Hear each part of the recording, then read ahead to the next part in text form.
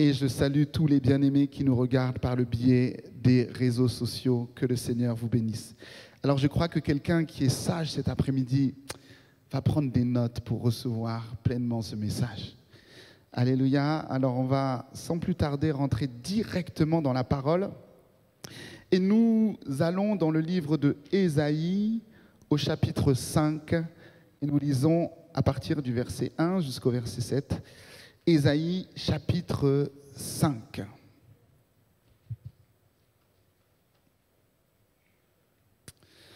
Voici ce que la parole de Dieu nous dit.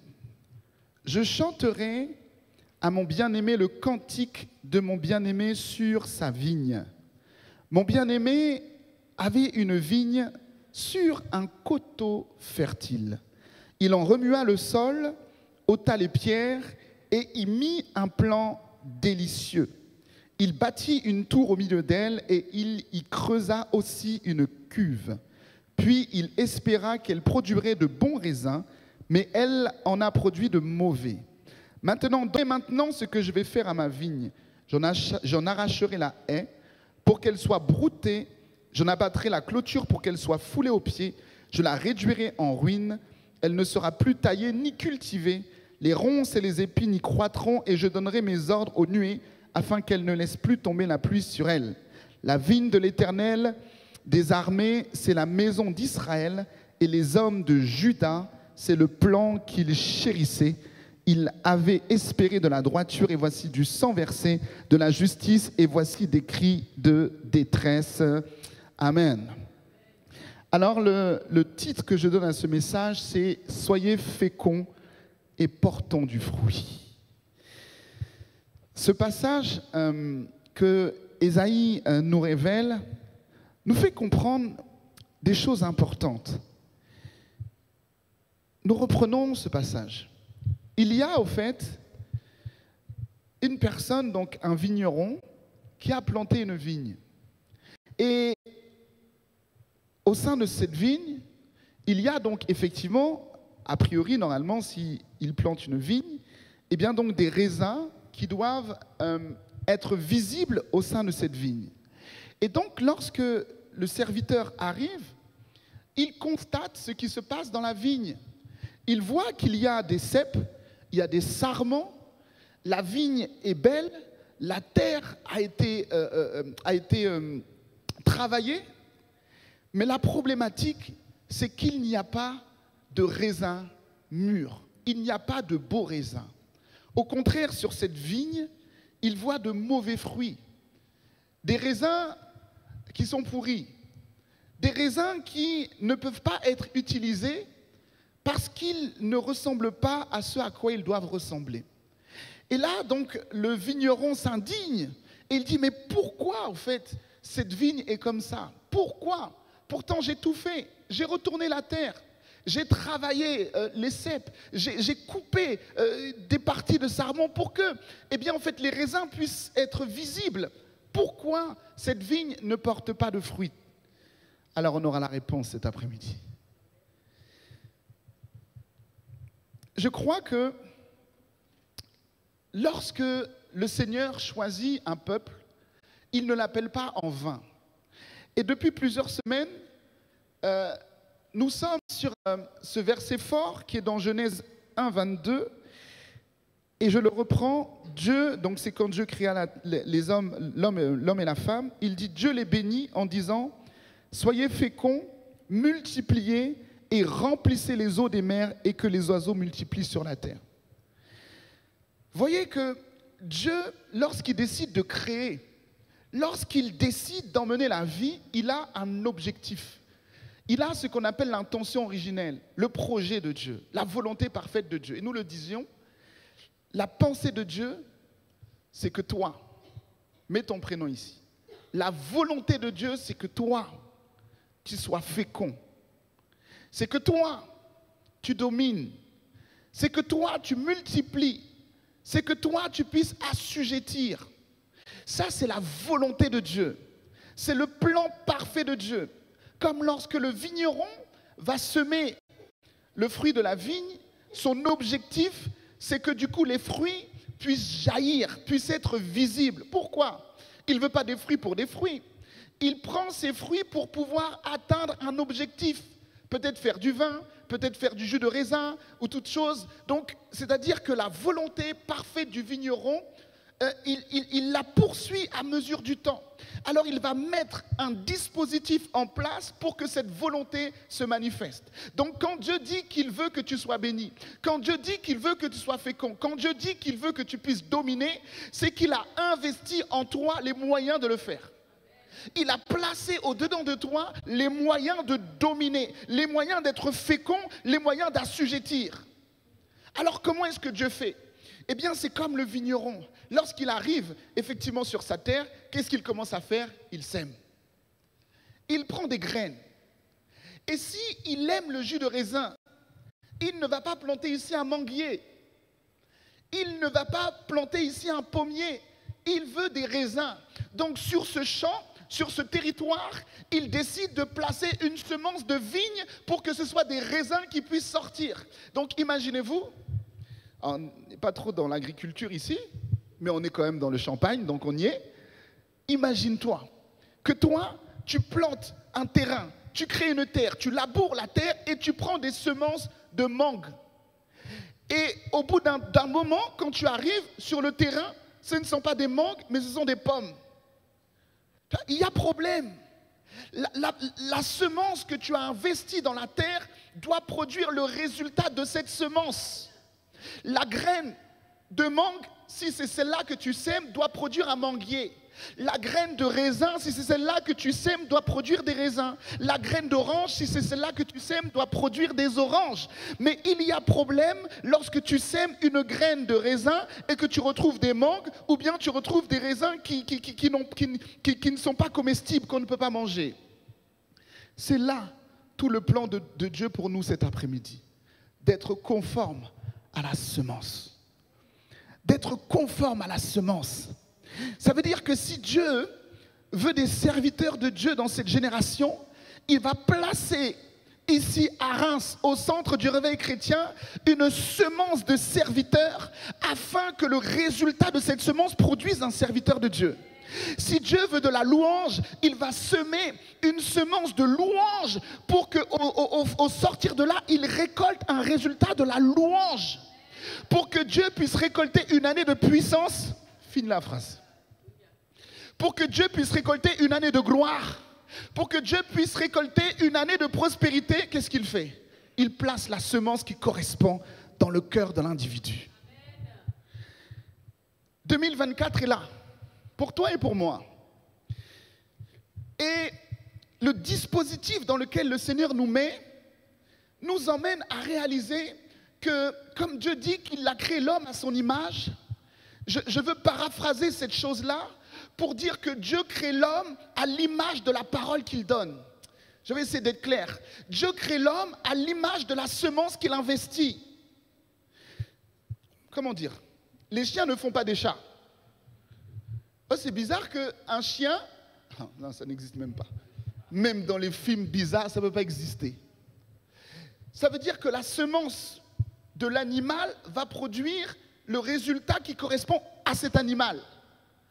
La semence de l'homme va créer un homme également. Alors la semence de la parole de Dieu doit produire le résultat de ce pourquoi cette semence a été investie.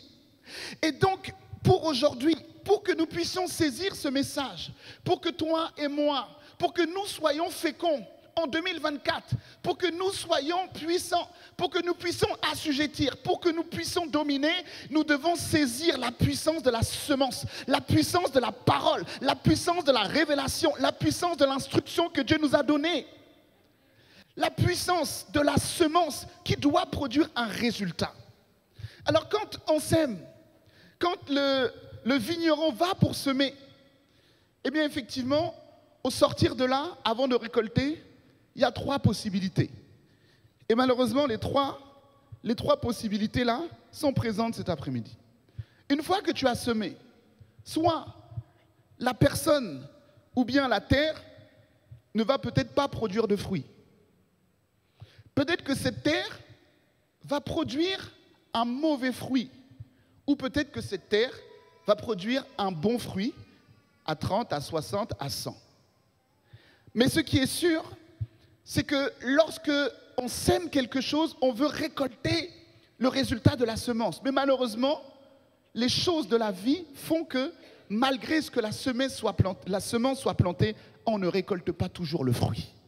Et cet après-midi, Dieu veut s'assurer que nous, enfants de Dieu, chrétiens et chrétiennes, nous puissions saisir que sa volonté, c'est que nous puissions produire un fruit. Autrement dit, que nous puissions produire du résultat.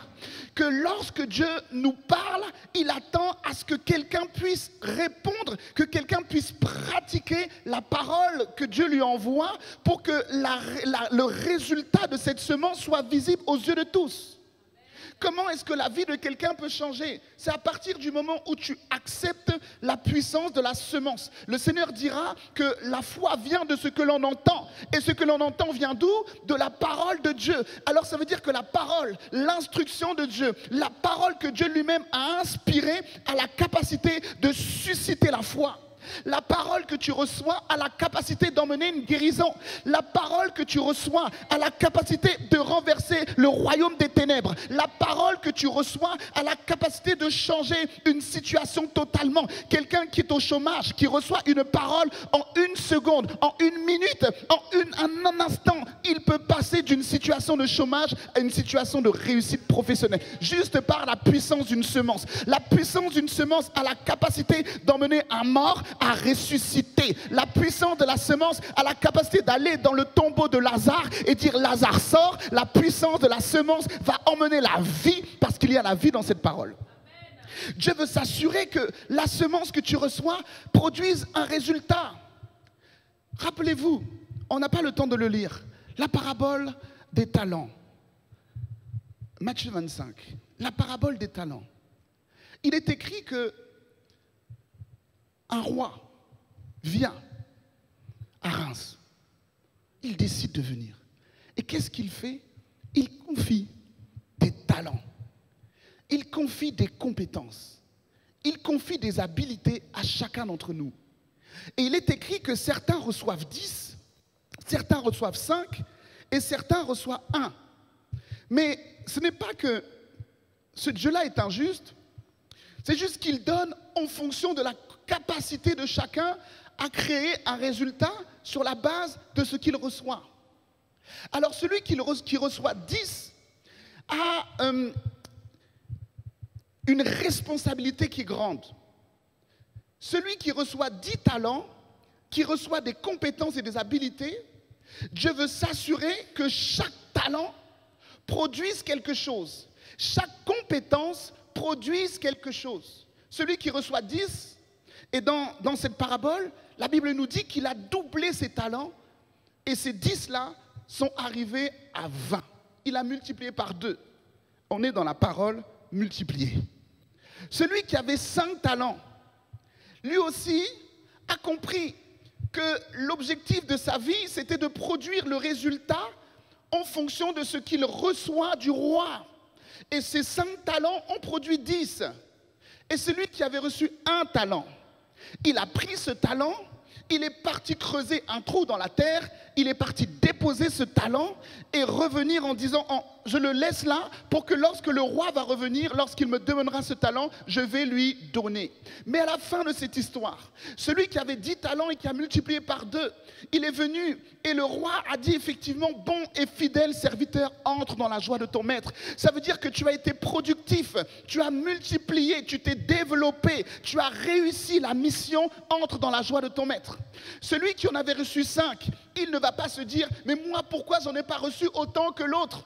Fais avec ce qui est dans tes mains, fais avec ce que Dieu t'a donné, fais avec la compétence que tu as reçue. Peut-être que toi tu as la capacité d'entreprendre et l'autre peut-être a la capacité tout simplement de réussir dans sa vie professionnelle en tant que salarié. Ce n'est pas la même compétence, ce n'est pas la même semence, mais toi, la semence qui est en toi doit produire quelque chose. Donc celui qui a reçu 5, lui aussi a multiplié par 2, ces 2 sont devenus 10. Maintenant celui qui a reçu ce petit talent, il n'y avait pas beaucoup de choses à faire. Il n'en a qu'un seul. Mais celui-ci est égoïste. Celui-ci ne veut pas faire que son don produise quelque chose pour le roi. Alors il le garde. c'est celui-là qui vient au culte. Il sait chanter, hein, mais il reste il reste là. Il dit non, Seigneur, je préfère chanter à ma chaise. Il sait jouer de la musique, mais il dit non, Seigneur, ce talent, je le garde. C'est celui qui a eu une augmentation au mois de mars. Augmentation. Et puis, quand vient le moment des dîmes et des offrandes, c'est celui-là qui se lève pour aller aux toilettes, exactement au moment où c'est le moment de l'offrande et de la dîme. Tu gardes des dons en toi. Il y a des personnes, vous avez tout simplement reçu vraiment un cœur d'amour, un cœur de compassion pour les autres. Vous avez ça en vous. Vous aimez les gens. Mais à cause des épreuves que vous avez vécues, vous avez fermé votre cœur et vous êtes en train de bloquer ce talent à cause des épreuves par lesquelles vous êtes passé. Mais Dieu doit s'assurer de recevoir le bénéfice du talent qu'il a mis en toi. Amen. Et c'est comme ça que l'Église réussit. Parce que l'Église réussit par la multitude des talents que Dieu a investis en nous. On dit toujours que lorsque Dieu donne la vision, il donne aussi la provision. Donc quand Dieu donne la vision, la provision sort d'où? Amen. Dieu donne la vision et la provision va sortir d'où? Des personnes qui l'envoient ici. Vous voyez? Ça veut dire que toi, tu penses que tu es là, inutile. Enlève cette pensée de ton esprit. Si depuis que tu as grandi, si tout le monde t'a dit que tu ne servais à rien, je te dis aujourd'hui que tu es utile. Si personne n'a jamais eu confiance en toi, je te dis que Dieu a confiance en toi. Si personne n'a jamais pu vraiment te donner, te confier des responsabilités, je te dis que Dieu te confie des responsabilités. La plus grande responsabilité, c'est celle de pouvoir communiquer la vie à travers la révélation de son Fils que tu as reçu. Vous voyez? Donc, quelque part, je t'amène juste à comprendre que Dieu veut beaucoup de nous. Dieu veut que chacun d'entre nous, nous soyons en mesure d'être productifs, d'être proactifs, de produire un résultat, de créer quelque chose. Quand notre sœur vient tout à l'heure, Medjina, pour témoigner, et libérer tout simplement l'expérience qu'elle a vécue avec son Dieu. Mais dans ce qu'elle dit, si vous êtes attentif, il y a des paroles qu'elle a su dire qui sont écrites dans la Bible. Elle a dit, mais cette situation n'est pas pour la mort, mais elle est pour la gloire de Dieu. Alors ça veut dire qu'elle a lu quelque part dans la parole de Dieu que quelqu'un qui était malade ou quelqu'un qui était mort, Jésus a libéré cette parole et lorsque cette parole a été libérée, ça a produit un résultat. Donc notre sœur va dire que moi je fais alliance avec cette parole pour que cette parole puisse produire le même résultat que ce qui était écrit dans la Bible. Et la puissance de Dieu fait que le même résultat s'est manifesté parce que cette parole a guéri dans la parole de Dieu. Et cette même parole aujourd'hui a pu guérir la maman de Medjina. Où est-ce que je t'emmène? Sur la puissance de ta méditation de la parole. Le temps que tu vas passer à méditer la parole, à mettre ton esprit pour comprendre les Écritures. Le temps que tu vas méditer, le temps que tu vas choisir pour dire, mais Seigneur, je veux comprendre la parole parce que la parole est la solution à notre quotidien. La parole elle-même produit la vie. La Bible dit que cette parole qui était dans le ciel, Jésus lui-même, est descendu sur la terre et cette parole est devenue chair. Ça veut dire que cette parole est devenue productive. Cette parole est devenue réelle. Cette parole est vivante. Cette parole opère. Cette parole réagit. Cette parole est toujours en action. Cette parole est toujours en mouvement. Mais si tu n'as pas accès à la parole, c'est exactement à ce moment-là où tu ne pourras jamais produire de fruits parce que la puissance de la semence n'est plus là. Vous pouvez arroser tant de fois que vous voulez un jardin. Si vous n'avez pas semé là, l'arbre ne va jamais produire. Donc une fois qu'on a semé, il faut maintenant arroser. Il faut prendre de l'eau pour que cette semence puisse produire, puisse devenir un arbre et que cet arbre emmène des fruits. Je t'emmène à saisir ça. Quel sérieux prends-tu dans la parole? La Bible dit l'homme ne vivra pas de pain seulement, de riz djandjan, de poulet, de pickles. L'homme ne vivra pas seulement d'aloco, mais de toute parole qui sort de la bouche de Dieu. Alléluia. C'est-à-dire que lorsque chaque jour, en plus en France, le pays de la haute gastronomie, mais tu vas au restaurant, tu vois, il y a l'encas, ensuite il y a l'entrée, première entrée, deuxième entrée, après il y a le plat de résistance, il y a le dessert, et puis après il y a le café. Et là, tu comprends que ton corps doit être nourri, donc tu vas prendre tes 3 repas par jour, et dès le matin, tu sais ce que ton organisme a besoin pour pouvoir opérer. Mais maintenant, ton esprit, de quoi a-t-il besoin? De quoi a-t-il besoin de se nourrir? Regarde, quand tu ne nourris pas ton corps s'affaiblit. Tes membres sont affaiblis, tu manques de force, tu manques de vivacité. Et quand tu ne nourris pas ton esprit, tu l'affaiblis. Tu ne peux pas renverser les œuvres de la chair si tu ne nourris pas ton esprit. Oh, je parle à quelqu'un. Tu ne peux pas renverser, parce que la chair a des désirs, la chair a des objectifs. La chair veut te faire toujours aller de plus bas là, veut toujours t'amener dans des trous. La chair a toujours des moyens là pour te mettre dans des situations compliquées. Ça, c'est l'œuvre de la chair. Mais pour renverser ça, pour shifter cette situation, tu n'as pas d'autre choix, c'est par l'esprit. Tu n'as pas d'autre moyen. Il n'y a que l'esprit qui renverse la chair. Et c'est par l'esprit que tu peux être productif. Donc je médite, je me concentre, je choisis d'ouvrir la parole de Dieu et de comprendre et de pouvoir méditer jour après jour. La Bible dit que c'est un pain quotidien, c'est une semence dont tu as besoin, mon ami. Tu dois comprendre ce qui est écrit dans la parole, ce que Dieu dit, la volonté de Dieu, la pensée de Dieu. Tu dois être aligné avec cela.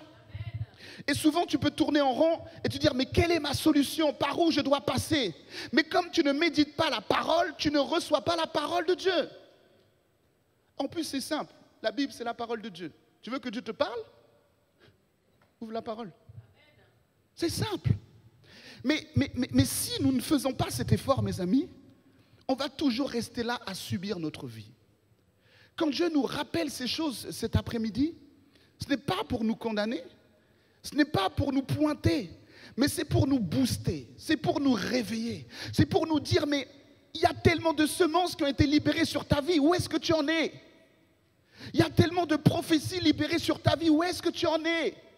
Il y a tellement d'espoir qui repose sur toi, où est-ce que tu en es? Je vous ai toujours donné mon témoignage, je vous l'ai toujours expliqué. Personne ne pouvait miser sur moi.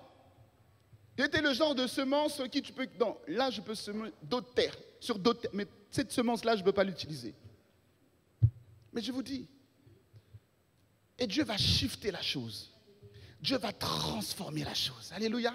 Dieu va bouger la chose. Et mon ami, plus tu produis un résultat, plus Dieu va continuer à investir en toi. Là, c'est le banquier qui va parler. Lorsque je conseille des clients et ils ont une somme d'argent à placer, et alors je les amène à pouvoir investir sur tel placement financier. Et à un moment donné, s'ils voient que ce placement ne produit pas de résultat, ils ne vont pas laisser et continuer à investir sur ce même placement qui ne produit rien. Est-ce que tu es avec moi? Ils ne vont pas continuer à multiplier les investissements dans un produit qui ne produit pas de rentabilité. Alors qu'est-ce qu'on va faire? On va aller chercher les produits rentables, les œuvres rentables, et on va déplacer ce placement qui était improductif et on va le placer sur un placement qui est productif pour créer du résultat. Eh bien, spirituellement, c'est la même chose. Si tu es là, tu ne portes pas de fruits, il y a un moment donné où la semence qui était sur toi là, Dieu la prend et la place à un autre. C'est ce qui est écrit dans la parabole des talents. Celui qui avait un talent, la Bible dit qu'on a pris ce talent et on l'a investi sur un autre. Souvenez-vous du roi Saül. Le roi Saül était celui qui avait été choisi. Et à un moment donné, il devient improductif. La pensée, la parole qu'il a reçue ne produit plus de résultats. Alors cette semence de royauté, cette puissance royale qui était sur le roi Saül, Dieu l'a pris et l'a déposée sur le roi David. Parce que celui-ci était improductif. Alors il est parti prendre David. Et là, il a commencé à voir le résultat. Le petit, on l'insulte, il reste ferme. Le petit, on le met de côté, il ne boude pas, mais il va travailler avec les brebis. Sur ce petit-là, le lion arrive contre les brebis qu'il tient. Il vient et se lève contre le lion qui est en train d'attaquer les brebis. Et Dieu voit que là, il commence à avoir de la productivité. Dieu augmente l'épreuve. L'ours arrive. Et David, avec la même fougue, il protège ses brebis. Il protège tous ceux qui sont à côté de lui. L'ours arrive. Et David renverse l'ours. Et Dieu dit, oui, c'est bien. Continuons le niveau, montons encore. Une fois qu'il a renversé le lion, une fois qu'il a renversé l'ours, maintenant Dieu l'emmène devant Goliath. Et chaque combat qui est gagné va produire un résultat qui va être de plus en plus grand et de plus en plus visible. Et ce combat-là qu'il a réussi à emmener et renverser Goliath lui a permis d'accéder réellement à cette royauté. Cela signifie qu'au début, c'était juste, tu as reçu l'onction royale, mais c'est à l'état de semence, c'est à l'état de parole, c'est juste une parole. Et l'épreuve et les situations à mesure du temps qui se sont manifestées dans la vie de David lui ont permis de gravir des échelons et physiquement de pouvoir prendre le trône, de pouvoir être et devenir le roi d'Israël devant lequel nous parlons tous aujourd'hui. Cette bénédiction était premièrement sur qui? Saül. Comprenez? Produisons du fruit. Produisons quelque chose que Dieu apprécie.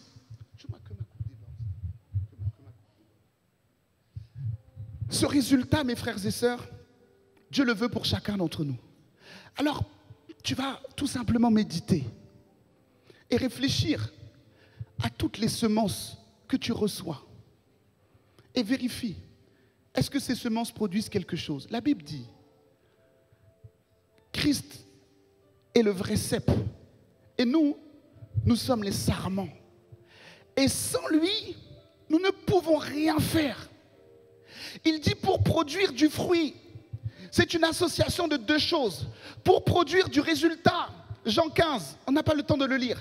Pour produire un résultat, il est écrit, il faut que vous demeuriez en moi et que je demeure en vous. Quand il y a ces deux associations, ça produit un fruit, ça produit un résultat. Donc lorsque tu vois que ta vie est dans le décor, c'est que tu n'es pas là en Christ. Non. Tu ne peux pas être en Christ et assumer une vie de déception, de souffrance. Non, ce n'est pas vrai. Tu ne peux pas être enraciné en Christ et assumer une vie de pauvreté. Ce n'est pas vrai.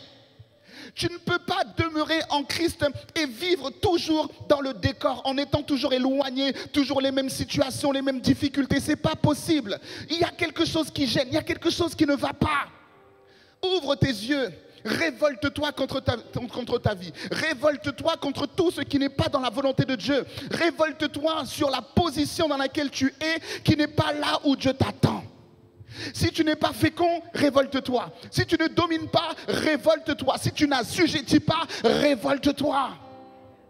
Mais Gina nous l'a dit, à un moment donné, elle se révolte. Elle dit, mais c'est pas possible, elle ne va pas rester dans le coma. On va prier jusqu'à ce que nous puissions voir la guérison. C'est-à-dire, c'est une révolte spirituelle. C'est une révolte de ne pas accepter ton statu quo, de ne pas accepter d'être toujours là dans des situations douloureuses, bizarres, problématiques. À un moment donné, tu dis, trop, c'est trop, je me lève. À un moment donné, tu te dis, j'ai reçu une parole. Je me tiens sur une parole. Je me tiens sur un enseignement et je retourne et j'assujettis et je domine cette situation. La puissance de la semence, la puissance de la parole que Dieu a libérée sur chacun d'entre nous. Que fais-tu? Que fais-tu? Que fais-tu? Que fais-tu avec cette parole? Que fais-tu avec la parole de l'entrepreneuriat? Prophétie donnée depuis 2 ans déjà. Tu en es où? Tu en es où? Oh non, dis à ton voisin, réveille-toi. Dis à ton voisin, réveille-toi. Réveille-toi, réveille-toi, réveille-toi. En fait, comment tu peux être à l'aise? Attends, je ne comprends pas. Comment tu peux être à l'aise lorsque tu es dans une misère loin de la volonté de Dieu? Comment tu peux être à l'aise dans ton malheur? Comment tu peux rester assis dans ta situation problématique qui perdure et ne rien faire pour que ça bouge? Non, tu es fort. Tu es fort. Enfin, je respecte cette position. Tu es fort. Tu es dans le malheur et il n'y a rien qui bouge. Il n'y a que des lames. Non, vraiment, tu es fort. Tu es courageux, hein? À quoi sert ton culte? À quoi sert le centre du réveil chrétien pour toi? À quoi sert l'enseignement dimanche après dimanche? À quoi ça sert? Qu'est-ce que ça produit dans ta vie? Quel est le résultat que ça produit? Enfant de Dieu, là il faut grandir. Alléluia. Et il faut devenir mature. Il faut te fortifier, il faut grandir. Il faut évoluer, il faut montrer ton fruit. Il faut montrer que tu as besoin de prier et que tu sais prier. Arrête de te mentir à toi-même. Ah, je ne sais pas prier. Tu sais prier. Tu sais prier. Tu ne veux pas prier. Ce n'est pas la même chose, mais tu sais prier. Tu sais comment faire pour prier. On t'a donné toutes les stratégies, tous les moyens. Tu sais le faire. Mais fais-le. Fais-le. Non, non, non, je veux te parler. Je ne veux pas que tu subisses toujours les fléaux de ta vie. Réveille-toi. Arrête ça. Mobilise-toi. Alors cette génération qu'on veut toucher, cette ville de Reims qu'on veut gagner, c'est que des paroles? Vous pensez qu'on est là en train de dire réveille, réveille comme ça? On doit toucher une génération. Mais comment on fait? Comment on fait pour toucher une ville? Comment on fait pour gagner un peuple? Eh bien, qu'est-ce que Dieu fait? Il prend un leader, il lui donne une vision. Il prend le pasteur David, il dit voilà, j'ai une vision pour cette génération, c'est un réveil. Et maintenant, Dieu envoie les êtres qui vont emmener le réveil. Dieu envoie les membres qui vont emmener le réveil. Pourquoi? Parce que si tout était uniquement sur le pasteur David, il ne pourrait pas réussir seul. Alors ce que Dieu fait, c'est qu'il place une semence en chacun pour que lorsque nous produisons le résultat, le réveil arrive. C'est-à-dire que la semence doit te permettre d'influencer autour de toi. C'est ça être fécond. C'est ça être dominé. C'est que tu es influent. Ah oui, les influenceurs de 2024, c'est vous. Sois influent. Non, influence dans le bon sens. Attends, excuse-moi. Influence dans le bon sens. C'est pas d'emmener les gens dans du n'importe quoi. Influence les gens, c'est impacte-les. Ton témoignage. Impacte les gens. Tu as honte de dire que tu es chrétien? Attends, tu as honte de dire dans ton travail que tu es un serviteur, une servante de Dieu? Tu n'as pas le choix. Tu es condamné à libérer le réveil. Tu es condamné à libérer le réveil. Parce que Dieu a dit, j'enverrai des hommes et des femmes fougueux ici dans ce ministère pour libérer l'impact et le réveil dans cette génération. Il le fait avec qui? Avec toi. Avec toi, avec toi, avec toi, avec toi, avec toi, avec toi. C'est-à-dire que c'est la puissance de la semence qui définit qui tu es. La puissance de la semence caractérise ta vie. La puissance de la semence caractérise qui tu es. La puissance de ce que tu reçois là détermine ce que tu feras demain. Ne te bouge pas les oreilles, tu dois entendre. C'est pour toi que je prêche. C'est à toi que je parle. À un moment donné, commence à réagir. Commence à accepter et grandis spirituellement. On doit encore t'expliquer pourquoi il ne faut pas coucher avant le mariage. Tu es à ce niveau-là? Arrête de faire exprès. Arrête de faire exprès. Tu sais la parole, tu la connais. Produis un fruit maintenant. Tu es là, tu es en couple.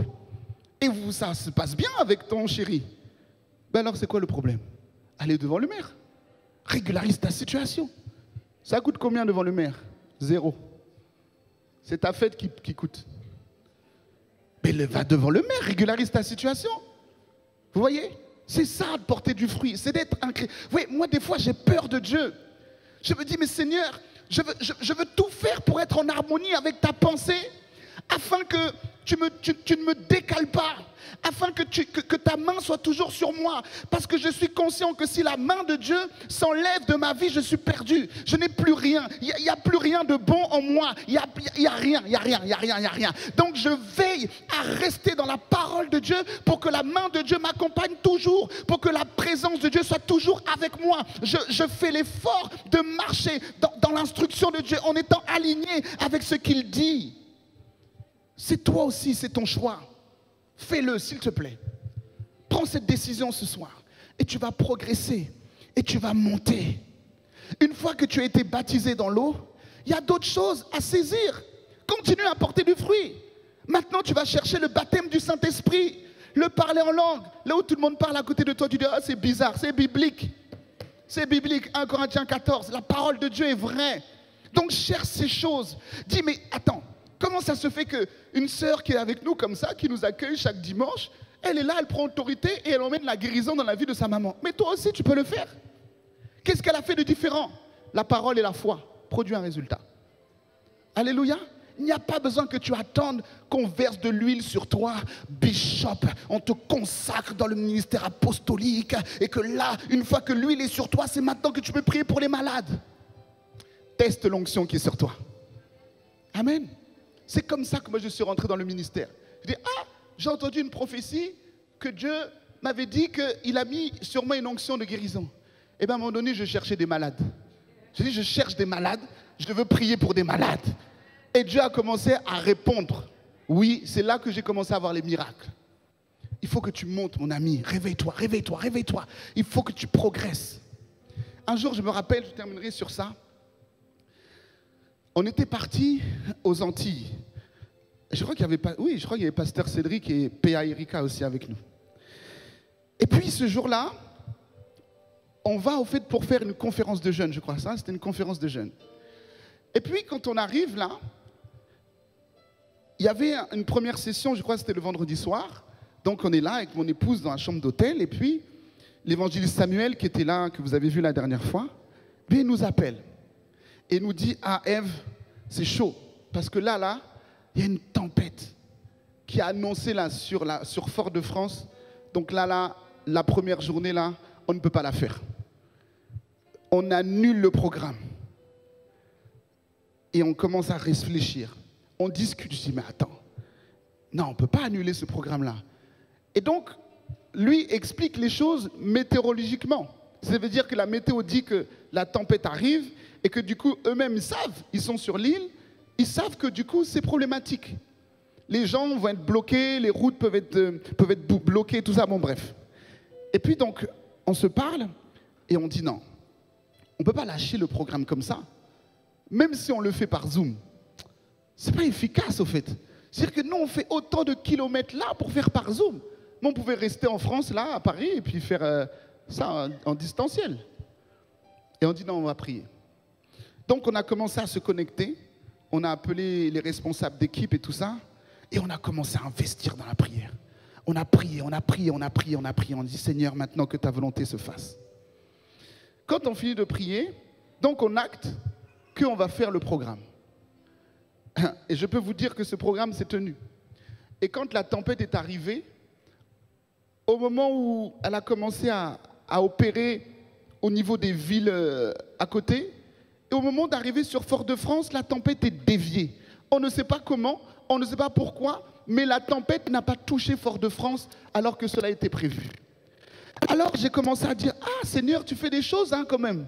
C'est une œuvre puissante. Nous-mêmes, on ne savait pas. Nous, on dit, on a prié. On ne s'est jamais dit que la tempête a été déviée. On a dit, bon, ceux qui peuvent venir, venez. Mais, tu vois, on a juste prié comme ça. Et puis c'est là, le lendemain, où on voit dans les journaux une sœur qui vient nous ramener carrément le journal. On dit, oui, au fait, la tempête qui devait être sur Fort-de-France n'est pas tombée sur Fort-de-France, a été déviée. Là, on a vu la main de Dieu. Ça veut dire quoi, mes frères et sœurs? Ça veut dire que la puissance de Dieu est accessible pour chacune de nos vies. Pour chacun d'entre nous. On peut le faire. On peut y arriver. Tu peux produire un fruit et un résultat abondant. Amen. Que le nom du Seigneur soit béni. On va se mettre debout et on va prier sur cette base-là. On va prier sur cette base afin que nous soyons productifs, mes amis. Et que le Seigneur puisse voir cet après-midi que quelqu'un reçoit la semence de victoire. Que quelqu'un demeure en Christ. Que quelqu'un choisit de rester en Christ. Et oui, ne choisit pas de s'éloigner de la pensée, de la parole de Dieu. Alors, tu peux maintenant prier tu peux élever ta voix. Élever ta voix afin d'être un arbre qui puisse porter du fruit. Que tu puisses être influent. Que tu puisses impacter autour de toi. Que tu puisses influencer autour de toi. Réfléchis. Souviens-toi de toutes les promesses que tu as reçues. Dieu t'a dit que tu as sur toi un don de guérison, que ce don puisse porter du fruit. Dieu t'a dit que cette année sera une année où il va séparer ce qui était bon et ce qui n'est pas bon. Alors c'est pour toi cette année, porte ce fruit. Cette année, le Seigneur t'a promis une année de puissance. Alors sache que c'est une année pour toi. Dieu t'a dit cette année, année de prospérité. Réfléchis. Comment est-ce que cette parole va produire dans ta vie? Oui, pendant que nous parlons, pendant que nous prions, reçois la stratégie, accepte la puissance de la semence qui correspond à ta vie, qui correspond exactement à ton quotidien. Dieu ne t'a pas oublié. La pensée de l'esprit est manifeste pour toi. Reçois ce message. Sois fécond et porte du fruit. Porte du fruit. Oui, sois fécond. Porte du fruit. Le Seigneur est venu. Et oui, il dit non, cet arbre, nous ne le couperons pas. Mais nous allons encore patienter.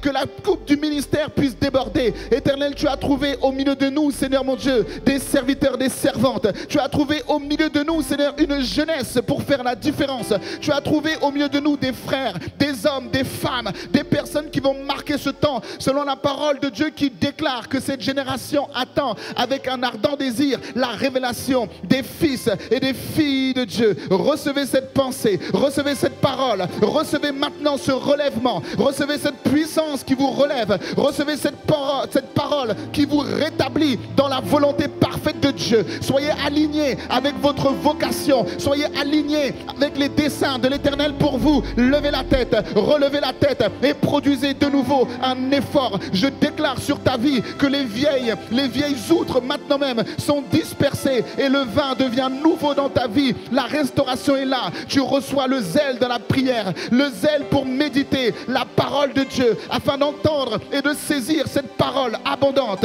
que cette parole puisse produire un résultat jour après jour. Tu es saisi dans la pensée de Dieu, tu es saisi dans la parole de Dieu, tu es impliqué dans la parole de Dieu, tu es imprégné dans la connaissance. C'est dans la parole de Dieu qui dit: mon peuple périt faute de connaissance. Et ce soir, la connaissance t'édifie, la connaissance te libère, la connaissance t'affranchit. Reçois maintenant même l'instruction de Dieu, la pensée de Dieu qui correspond à ta situation. Reçois le réma de Dieu. Reçois, pendant que nous sommes en train de prier, que l'Esprit de Dieu fasse monter une pensée pour toi, un réma, une solution. Au nom de Jésus, là où tu es placé là, devant un carrefour, tu es placé, tu ne sais pas quelle décision prendre. Maintenant même, la pensée de Dieu vient sur toi. La solution du Seigneur, la stratégie divine vient sur toi maintenant même. Et tu sais ce qu'il faut faire. Tu sais comment traiter cette situation. Tu sais quelle décision prendre. La puissance de la semence, tu la reçois. La Bible dit que la parole de Dieu est envoyée. Elle ne revient pas à lui sans produire un effet, sans emmener un résultat. Maintenant même, je déclare que la parole de Dieu produit un résultat. Là où tu avais beaucoup de crainte pour tes enfants, laisse que cette parole puisse t'enseigner et te consoler, car le Seigneur connaît tes enfants et il dit: toi et ta famille, vous servirez l'Éternel. Reçois la puissance dans la prière, reçois l'encouragement dans la prière. Relève-toi du tumulte, relève-toi de pensées de mort, relève-toi de pensées de souffrance, relève-toi de pensées de déception, relève-toi des pensées de frustration et mets ta confiance dans la parole de Dieu. Oui, le Seigneur te place, tu es comme Pierre. Ce soir, le Seigneur te dit: sors de ta barque et marche sur les eaux, marche sur la parole de Dieu, marche sur la semence que Dieu envoie. Et il te dit: viens à moi, il te dit: viens vers moi, il te dit: avance, il te dit: continue, il te dit: produis un fruit, il te dit: relève-toi, il te dit: manifeste, il te dit: libère la puissance qui est en toi, il te dit: saisis, il te dit: sois prospère. Il te dit développe-toi. Il te dit sois fécond. Il te dit oui, sois puissant. Il te dit domine. Il te dit assujettis. Il te dit brise les barrières. Il te dit brise les limitations. Ce soir, c'est ton soir, car ta saison est ouverte. Ta saison est nouvelle. Je le déclare au nom de Jésus. Le feu qui était devant toi, il passe au vert. Le feu passe au vert. Selon la pensée que Dieu dit, au temps favorable, je t'ai exaucé. Reçois maintenant le temps favorable. Reçois maintenant une saison nouvelle. Reçois la dimension de l'onction qui correspond à cette nouvelle saison. La parole qui correspond à cette saison nouvelle. La saison nouvelle. La saison nouvelle. Et tu grandis spirituellement. Tu évolues spirituellement. Tu n'es plus un enfant. Tu n'es plus un enfant. Tu changes de niveau. Tu changes de classe, tu changes de classe au nom de Jésus de Nazareth. Que cette parole, ça maintenant impacte ton esprit. Que cette parole impacte tes choix, impacte tes décisions. Crois seulement que cette puissance peut agir dans ta vie, Père. Nous te disons merci, Seigneur. Merci pour la puissance de la semence. Merci pour la puissance de la parole. Merci, Seigneur, parce que maintenant, tu nous fais porter du fruit. Et le fruit est abondant. Au nom de celui qui t'appelle, au nom de celui qui te choisit, je vois le Seigneur qui est en train de déraciner dans ton cœur les racines mauvaises, les racines de désespoir, les racines de la frustration, les racines de l'agacement. C'est ce qui t'empêchait de porter du fruit. C'est venu prendre trop de place. Le Seigneur enlève la racine du mal, la racine de la jalousie. Le Seigneur enlève la racine des apparences. Le Seigneur enlève cela. Et maintenant, tu as maintenant la clairvoyance. Le paradigme est changé. Au nom de celui qui t'appelle, au nom de celui qui te choisit, je libère sur toi la bénédiction